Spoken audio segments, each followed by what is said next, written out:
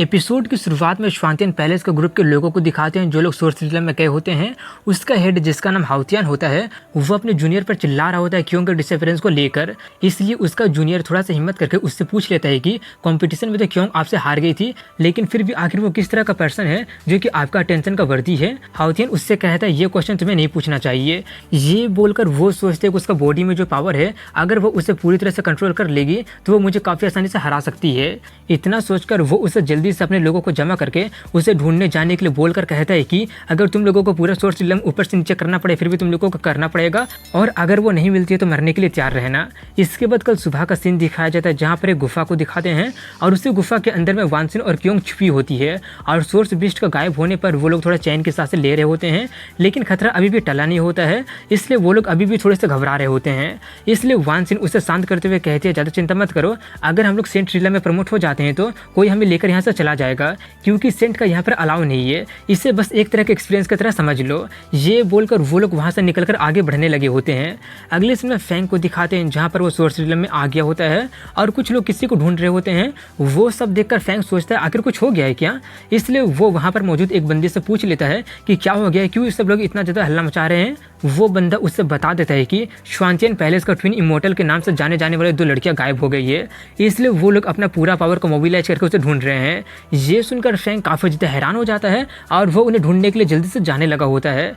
लेकिन तभी लिन हुई उसे रोकते हुए पूछता है कि क्या तुम्हें पता है कि उसे कहाँ पर ढूंढने जाना है। ये सुनकर फैंग को उसका गलती का रियलाइज हो जाता है और वो सोचने लगा होता है कि उसे क्या करना चाहिए। ये सब वो सोच रहा होता है कि तभी उसका लिटिल बॉल बाहर निकल जाता है और वो एक दिशा की तरफ भागने लगा होता है। वो देखकर फैंग को लगने लगा होता है कि शायद उसे पता है कि वो दोनों कहाँ पर है, इसलिए वो भी उसके पीछे जाने लगता है। अगले सीन में उन दोनों को दिखाते हैं जहाँ पर वो दोनों गलत रास्ते पर चलकर पहाड़ के क्लिफ पर पहुँच गए होते हैं।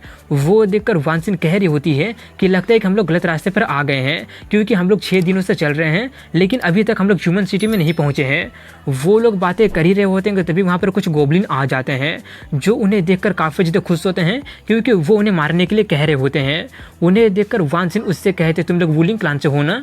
ये सुनकर गोबलिन का लीडर कहता है कि अच्छा हुआ कि तुम्हारे पास हमारा जानकारी है, इससे ये काम आसान हो जाएगा कि मरने से पहले तुम लोग ये जान पाओगे कि तुम लोगों को मारा कौन है। वुलिंग क्लान सबसे पावरफुल क्लान में से एक होता है और उनके पास काफ़ी अजीब एबिलिटी होता है और वो लोग अपना ताकत का यूज करके डायरेक्टली किसी को सोल पर अटैक कर सकते हैं। इतना बताकर वो लोग वहाँ से भागने की कोशिश करने लगते हैं, लेकिन वो गोबलिन उन दोनों को चारों तरफ से घेर लेते हैं और अब और कोई चारा ना होने के कारण उन्हें हमला करना ही पड़ता है, जिससे वो लोग उनके काफ़ी सारे लोगों को ख़त्म कर देती है। वो देखकर गोबलिन का लीडर काफ़ी ज़्यादा हैरानी से कहता है कि आखिर ये पॉसिबल कैसे हो सकता है, ये दोनों लोली ह्यूमन हमारे नोबल लोगों को मार कैसे सकती है। तभी वानसिन क्योंग से कहती है कि हम लोग इसके टेरिटरी में आ गए हैं, इसलिए हमें जल्दी से यहाँ से निकलना पड़ेगा। वहीं पर ये सुनकर गोबलिन का लीडर काफ़ी ज़्यादा गुस्सा हो जाता है और जोर से चिल्लाकर अपने काफ़ी सारे लोगों को समन कर लेता है। ये देखकर वानसिन काफ़ी ज़्यादा हैरान हो जाती है और सोचती है कि लगता है कि इस गोबलिन का पोजीशन क्लान में काफ़ी ज़्यादा हाई रहा होगा। वहीं पर वो गोबलिन अपने लोगों से उन दोनों को जिंदा पकड़ने का ऑर्डर दे देता है। ये ऑर्डर देकर वो खुद पर एक मंत्र पढ़कर विचक्राफ्ट गॉड को पोजेस्ट करवा लेता है। वो देखकर वानसिन काफ़ी ज़्यादा हैरानी से कहती है कि वो तो खुद को पोजेस्ट करवा सकता है, इसका मतलब जरूर वो उलिंग का विच वाइन से बिलोंग करता है। वहीं पर वो सभी गोबलिन जाकर उन लोगों पर हमला करने लगे होते हैं। वो लोग उनसे फाइट करने की कोशिश तो करती है, लेकिन वो लोग नहीं कर पाते क्योंकि वो लोग संख्या में काफ़ी ज़्यादा होते हैं और उनसे ताकतवर भी होते हैं और वो लोग वानसिन को जख्मी भी कर देते हैं। वो देखकर क्योंग काफ़ी ज़्यादा घबरा जाती है और उसका हेल्प करने जाने लगती है, लेकिन तभी गोबलिन का लीडर क्योंग के सामने आकर कहता है कि उसकी चिंता करना बंद करो, क्योंकि तुम्हारा भी वही हालत होने वाला है। उसे देखकर वो अपने मन में कहती है कि मैं अपना काफ़ी सारा पावर का यूज कर ली हूँ, मुझे पता नहीं कि अब मैं और कितना देर तक सर्वाइव कर पाऊंगी। फैंग हाउ मुझे लगता है कि अब हम लोग अगले लाइफ में ही मिल पाएंगे। ये सोचकर वो मरने का इंतजार करते हुए अपना आंख बंद कर लेती है, लेकिन तभी वहाँ पर श्वांतियन पैलेस का हाउतियन अपने लोगों के साथ आकर पहुँचकर उन लोगों को बचा लेता है, जिन्हें देखकर वो लोग दोनों थोड़े से चैन के सांसें लेते हैं। लेकिन वहीं पर उनका आ जाने से और उनसे पिट जाने के बाद गोबलिन लीडर काफ़ी ज़्यादा भड़क जाता है। उससे देखकर हाउतियन सोचता है कि वो बंदा विच वाइन से बिलोंग करता है, इसलिए उससे डील करना आसान नहीं होने वाला है। ये सोचकर वो उन दोनों को जल्दी से वहाँ से भागने के लिए कहता है, लेकिन वो दोनों उन्हें छोड़कर नहीं जाने के लिए कहती है। तभी वो सभी गोबलिन उन लोगों पर हमला करने आ जाते हैं, जिससे उनके बीच में फाइट स्टार्ट हो जाती है।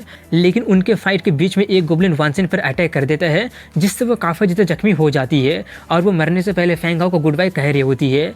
लेकिन तभी वहाँ पर फैंग आकर उसे पकड़ लेता है और उससे पूछता है तुम किसे गुड बाय कह रही हो। उसे देखकर वो काफ़ी ज़्यादा खुश हो जाती है, लेकिन वो फिर भी बेहोश हो जाती है। वो देखकर फैंग पूछता है इससे क्या हो गया, इसका इंजरी उतना भी ज़्यादा हार्ड नहीं लग रहा है। लिन हुई उससे बताता है कि उनका अटैक अपोनेंट को सोल को डैमेज कर देता है, इसलिए उसे ऐसा लग रहा है। तभी क्योंग पीछे से उसे हक करते हुए कहती है मुझे पता था कि तुम जरूर आओगे। वहीं पर क्योंग को एक लड़के के साथ उतना ज़्यादा इंटीमेट होते देखकर सभी लोगों की आंखें फटी की फटी रह जाती है।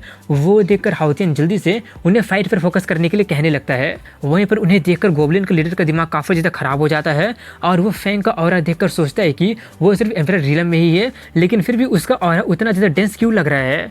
वो देखकर उसकी काफ़ी ज़्यादा फटने लगी होती है, लेकिन फिर भी वो ये सोच रहा होता है कि इससे कोई फर्क नहीं पड़ता है कि वो लोग इतने सारे क्यों ना आ जाएं, क्योंकि वो लोग इंसान रेस है जिसे मरना तो पड़ेगा ही पड़ेगा। ह्यूमिलिटी और डरपोक इंसानों का असली कलर होता है। मेरा क्लान को चैलेंज करके वो लोग बहुत ही बड़ी गलती कर दिया है। ये सोचकर वो अपने सभी लोगों को उनका काम तमाम करने का ऑर्डर दे देता है। वो देखकर फैंग क्योंग से कहता तुम वांसिन को ख्याल रखो, मैं उसे देखकर आता हूँ। ये बोलकर वो एक गोब्लिन को एक ही पंच मारकर फेंक देता है, जो देखकर सभी लोग काफ़ी ज़्यादा हैरानी से कहने लगे होते हैं कि लगता है कि हम इंसानी रेस के पास भी काफ़ी ज़्यादा ताकतवर पर्सन आ गया है, और उसका काफ़ी ज़्यादा तारीफ भी करने लगे होते हैं। उनकी सभी बातें सुनकर हाउतियन का दिमाग काफ़ी ज़्यादा खराब होने लगा होता है और वो उन्हें शांत करते हुए कहता है अगर बोलना नहीं आता है तो अपना मुंह बंद रखो। वहीं पर फैंग को दिखाते हैं जहाँ पर वो बाकी के गोब्लिन से फाइट कर रहा होता है। वो सब देखकर गोब्लिन का लीडर काफ़ी ज़्यादा हैरानी से कह रहा होता है कि आखिर ये पॉसिबल कैसे हो सकता है, आखिर वो मेरे उतने सारे वॉरियर को ऐसे कैसे हरा के रख सकता है। ये सब वो सोच ही रहा होता है कि तभी गोब्लिन के सभी लोग उसे छोड़कर भागने लगे होते हैं। उन्हें भागता देखकर फैंग उसका मजाक उड़ाते हुए कहता है कि अब कौन लोली और डरपोक है। उसकी बातों सुनकर लीडर काफ़ी ज़्यादा भड़क जाता है, लेकिन उसका कुछ ऑर्डर देने से पहले ही फैंग वॉइड में ट्रेवल करके उसके सभी बाकी के लोगों को काम तमाम कर देता है। वो देखकर उसका और ज़्यादा फटने लगा होता है, लेकिन वो फिर भी अपना काफ़ी ज़्यादा पावर का यूज करके उस पर अटैक करने चला जाता है। वो देखकर फैंग और ज़्यादा एक्साइटेड होकर उसके अटैक को काउंटर कर देता है, जिससे गोब्लिन के हाथ में थोड़ा सा चोट लग जाता है, जिससे वो और ज़्यादा हैरानी से सोचने लगा होता है कि आखिर उसके पास किस तरह का पावर है, मेरा पावर बढ़ाए हुआ हाथ को भी वो चोट पहुँचा कैसे सकता है।